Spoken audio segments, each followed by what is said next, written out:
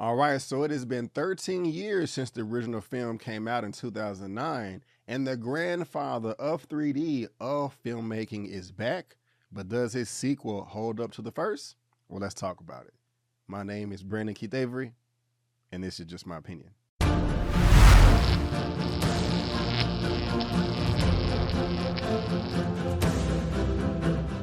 Hey, what's going on, everyone, and welcome back to another episode of Just My Opinion for Avatar: The Way of Water review.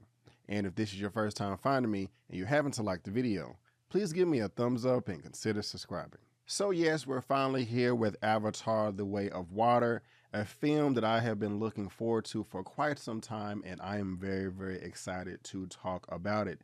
The gentleman that I spoke of in my intro is Mr. James Cameron. Yes, one of the best filmmakers of all time, if not the best. This man's filmography is flawless. The Terminator, Aliens, Terminator 2, Judgment Day, True Lies, Titanic, and the original film Avatar that came out in 2009. Looking pretty good on Rotten Tomatoes right now at 82 from the critics and 82 from the audience. This is Zach. And man, that movie made $2.9 billion worldwide. I think the original release, it was 2.7, but with the re-release, it's bumped up to 2.9. Some people say re-releases are cheating. I don't agree with that at all. How is it cheating? I mean, if you re-release a film and people want to go see it, then why shouldn't that money count?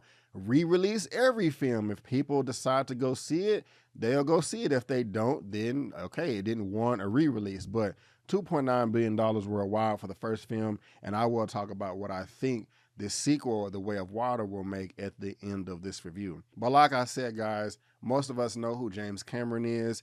Most of our expectations are high, and he has been talking a lot of crap, but let's see if he can back it up. So before I get into all the nitty gritty, before I talk about all my likes and dislikes, let me tell you exactly what this movie, what this sequel is all about. Jake Sully lives with his newfound family formed on the extrasolar moon Pandora. Once a family threat returns to finish what was previously started, Jake must work with Neytiri and the army of the Na'vi race to protect their home.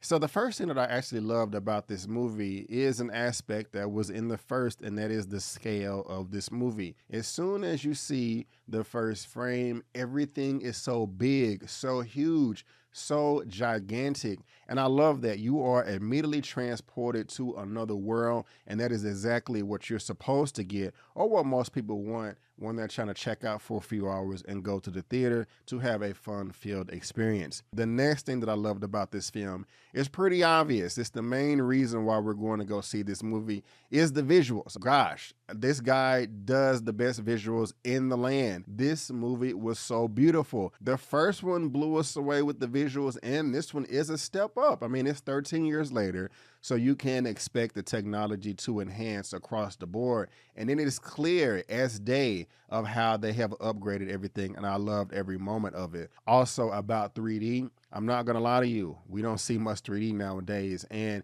it can be quite difficult for someone like me that's 4 eyes, that has glasses, that has spectacles. You do have to put the big old 3D over it, and that can be a daunting task.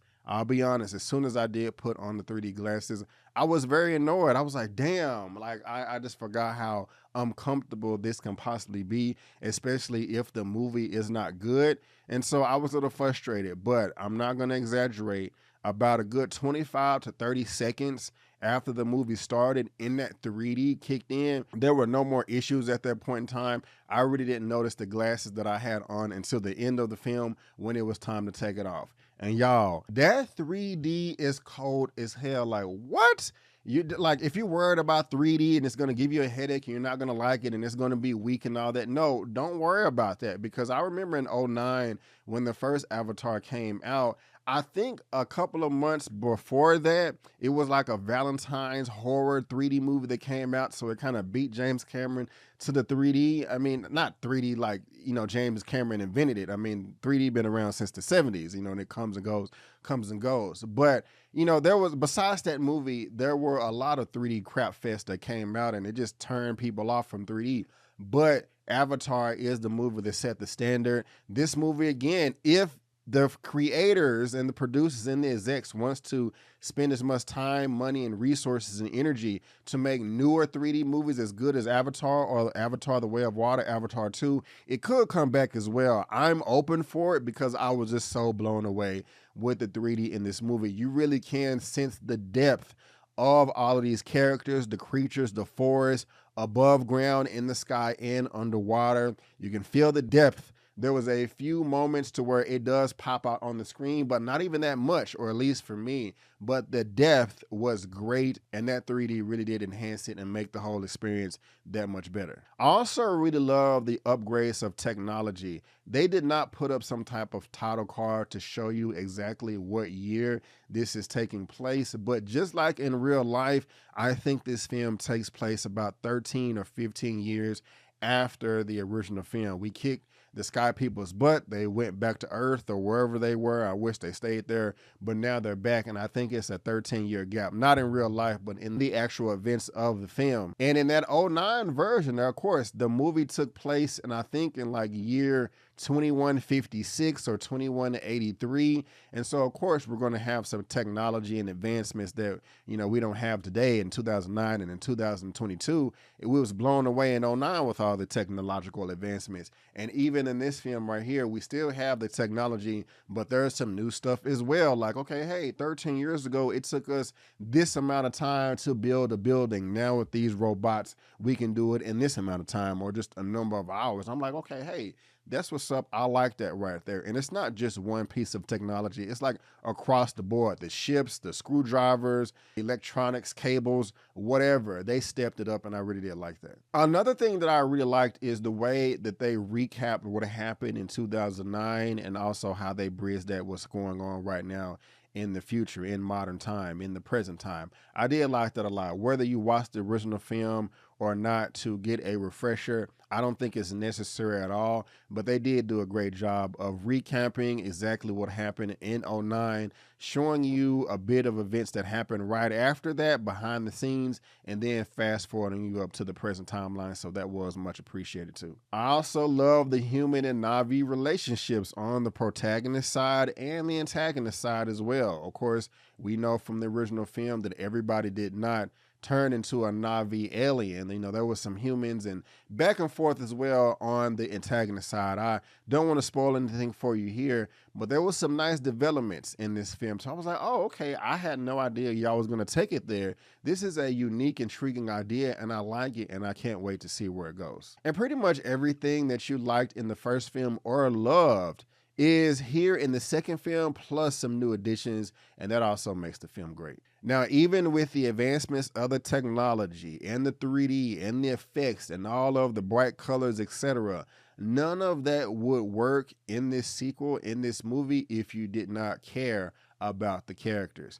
I really did care about the characters, Jake, Neytiri, and all of their children that they had. This is a wonderful, beautiful family story, and anybody that has a family will be able to relate to this, especially if you're a parent or you are a boomer or even older than that. You're just going to be frustrated with yourself, being able to resonate with the characters like, oh my gosh, why don't you listen to me? You're going to get yourself killed. We've all heard that from our parents, from our guardians before. And if you are a parent or a guardian, you know that you've had those conversations with your children, with your offspring. And that's all over this film and makes it that great. I mean, they do get on your nerves sometime and rub you the wrong way, but they're kids, they're teenagers, but at the same time, they're respectful, but they mess up sometime like we all do. And that just makes you attach yourself to them and care so much more when they're in danger. And to speak about the danger, yes, there is a lot of danger in this movie, and it is quite violent at times. I was like, wow, okay, I didn't expect them to take it there. It's still okay for like a little kid to watch. You know, I don't think they should be turned away from this movie.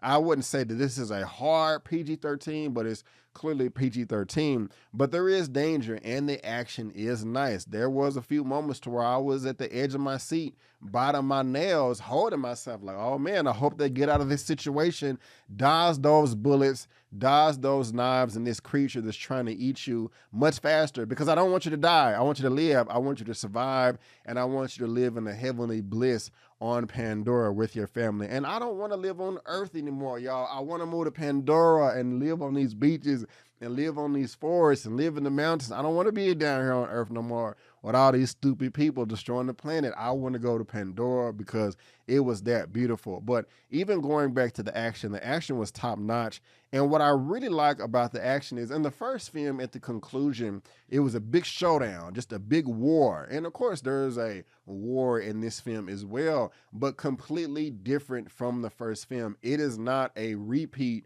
of all of that. And I like that because it could just, okay, hey, at the end of all the Avatar sequels, let's just have a big war with the human versus the Na'vi. No, it's not like that. I don't want to spoil anything, but they really did concentrate and focus on putting good plot within the action that makes a lot of sense on a very small, intricate level. And that's what makes it better. That's what makes it more personal that I really did like about this movie. I do like the new clans and the new territory and the new Na'vi. I love everything about the Way of Water and Jake Sully and his family having to adapt to a new lifestyle. When I was seeing all the other tribes, all I was thinking about Black people and Africans all across the world in the diaspora, how we have different lives, we have different cultures, lifestyles, creeds, tribes, and all that.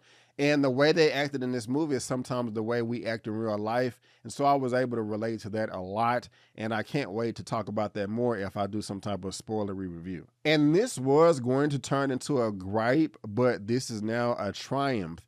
I already did like Neytiri in the first film, played by Zoe Saldana. But one point in this movie, I was saying to myself, man, I think, you know, it's about an hour and a half, 2 hours into this movie, and we're not seeing that much Neytiri. This kind of sucks. Why are they putting her on a back seat? I do like the character development that we're getting, but I wanted to see more of her as well. And I got that within the last hour. Neytiri is the MVP. She's one of my favorite characters, especially just how she was representing at the end. Woo! It was nice. I can't wait to talk about it more, but she did her thing. And if I didn't talk about it enough, I got to talk about the water. Y'all, what this man was able to do above and below the water with all the creatures, animals, and just the Na'vi. Like, seriously, the underwater shots were breathtaking. I mean, wow, it looked so photo real. Not just the environment, but the characters themselves, the Na'vi, and all of their facial expressions and mannerisms. James Cameron did a great job. This is a perfect textbook example to where what you can do if you have your own time and you're not rushed and you can just focus on all the details. I know that it's easier said than done because 99% of films that are put out in Hollywood, of course, you have a timeline, deadlines, you have a team of hundreds and thousands of people, and somebody else is footing the bill. So, of course, they're going to have their 2 cents in notes. But this is just a great example of still what can be accomplished when you take your time and you do not rush anything out. I'm not saying that every sequel, again, in film has to come every 13 years. I'm just saying it shows that this man took his time on this film and it made the film that much better. So guys, that is going to sum up everything that I loved about this movie. And now let me transition to some things that I really didn't care for. Number 1 is Jake Sully's hair. I know that may sound silly, but I was not feeling his dreads or his locks in this movie. Every other Na'vi in this movie, and there's a lot of them, I love their hair. I love the braids. I love the twist. I love whatever the hell it was. It looked good. It looked natural. But for some reason, the one Na'vi, one of the main characters in this movie, Jake Sully, it looked like a Tyler Perry wig. I just wasn't feeling it. It stood out to me in a bad way. And I'm just like, how does everybody else's hair look good? But this is the one Na'vi to where it's just not working. And so they could have stepped it up a bit there. Another thing is, guys, yes, this movie is 3 hours and 12 minutes. Now that does include the credits. I did not stay for the whole credits because they was like, yeah, this is like an extra long. And so when the first part of the credits, I ran to the bathroom. You know, I used the restroom right before it started and right after because I literally did run. But yes, it is 3 hours and 12 minutes, and you can feel the length of this movie. I will say Avengers Endgame, another 3-hour movie, big blockbuster. I didn't feel the length of that at all. It felt like it flew by. I got to be honest with you. I did feel the length in this movie. I looked at my watch twice, and I normally never do that. The first time I did it, it wasn't a bad thing because It was when we first got to the water, and I wanted to see, okay, how long did it take us to get to the water? And I don't want to say that now because I wanted it to be a surprise for you as well. But the second time, when we got to around the 2-hour mark, I did kind of say to myself, okay, man, how long is this movie? I wasn't bored, but I just felt the length. I did. So you can take that however you want, but I did feel the length. The next thing that I really didn't care for in this movie is there are a couple of repeated themes that happened in the first film that are like an exact carbon copy in this film. Like I would just say to myself, wow, this scene right here is just like the first movie. And I didn't really care for that. It was executed nice, but it was just a straight repeat. Now, the only difference is it was different characters in a different location, but at the same time, it was still the same thing. That happened about 2 or 3 times in a over 3-hour movie. And so, you know, if that's a big deal to you, then it is a big deal. But that did kind of stand out to me in a negative way. Still enjoyable, but I would be lying if I said this new movie, The Way of Water, is completely fresh and new. There's no retreading at all. That would be false. And the last thing is, given the story, I like the personal attachments that I had in the personal take on the story as far as the protagonists are concerned. But when it comes to the antagonists, the bad guys, the humans, it was too personal.